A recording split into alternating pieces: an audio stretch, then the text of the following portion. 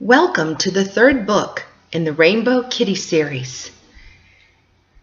Mr. Biggles. That's our kitty cat. He's the itsy bitsy kitty. He doesn't look so itsy bitsy.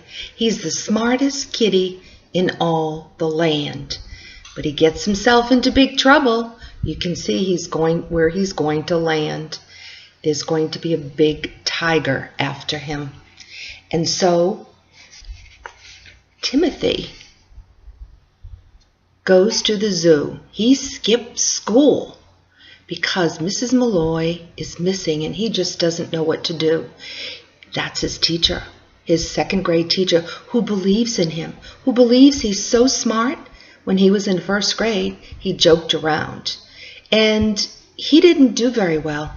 But Mrs. Malloy, well, she changed all that. And now she's gone. And so now Timothy is very sad because now Mrs. Crabapple, the substitute teacher, is going to take her place. So he is a 7-year-old boy, Timothy. He believed in magic. Mrs. Malloy, his favorite second grade teacher, had disappeared, and a substitute teacher, old Mrs. Crabapple, had taken her place. Timothy loved Mrs. Malloy. He would never stop trying to find her. And coincidentally, Mr. Biggles, he was a smart little kitty, and he was considered the best thinker anywhere. But even Mr. Biggles couldn't figure out how to escape from the hungry tigers. He had tumbled from his world over the rainbow bridge into the other world.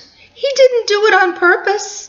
He was trying to help his brother out, but he still ended up on the other side, in the dark and lonely place, and he was scared. Chapter 1, Trapped in Another World. Mr. Biggles remembers being on the Rainbow Bridge looking after his 13 brothers and sisters, and that's when it happened. 2 of his younger brothers were rolling on the bridge, playing and having a great time. All of a sudden, one brother, Lollycat, began rolling down the bridge.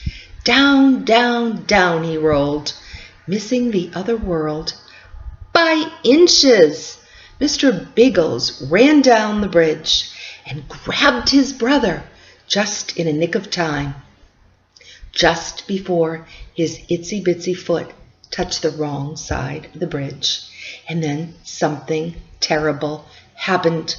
Mr. Biggles just lost his balance and tripped over his own paws, tumbling paw over paw right into the other world.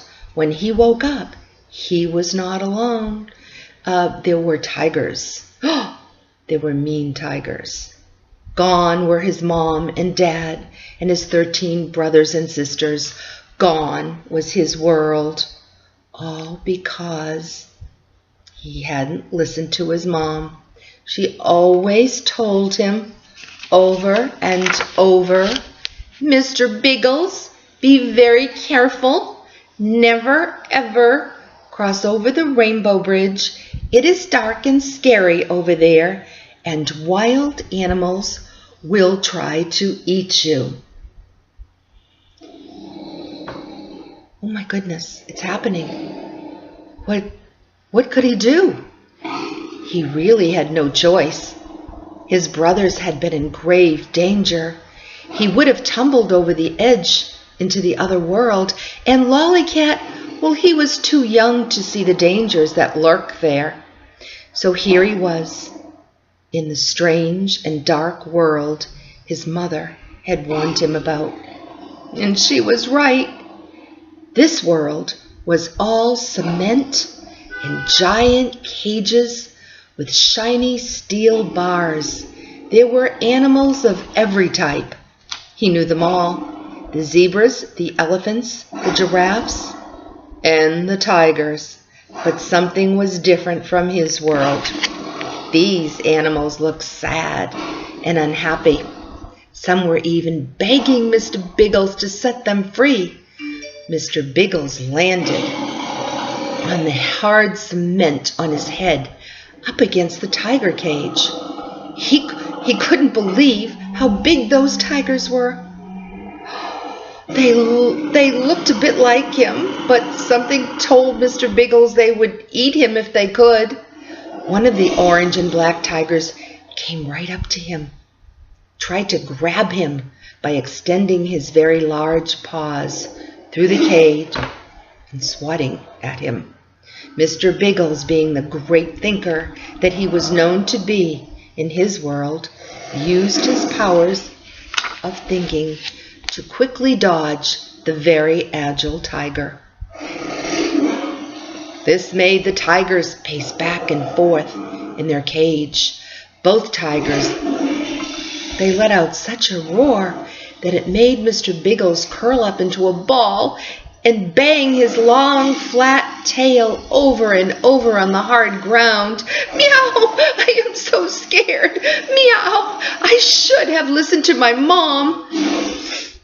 But then Mr. Biggles realized that it was his fault for not thinking on his paws. That one misstep, tripping over his own paws after he had saved Lollycat, landed him here on his head in the strange other world. Meow! He cried softly. He was tired. He was hungry. But above all, Mr. Biggles knew he might never see his family again. He would miss his mom and dad and his 13 brothers and sisters. This was the saddest day of his young kitty life. Mr. Biggles, what will happen to him? Will Timmy be able to save him? I don't think I would want to go into the lion's cage for sure. What's going to happen to the itsy bitsy kitty? I think we'll have to read the book, and you know where chapter 2 is. Press shop, and then go to the icon that has Mr. Biggles on the cover. It's right up there, and press it. And what you will find is me. I'll be on the other side, and I'll read you chapter 2. I'm going to be waiting there for you. Press shop. Go to Mr. Biggles. I'm there.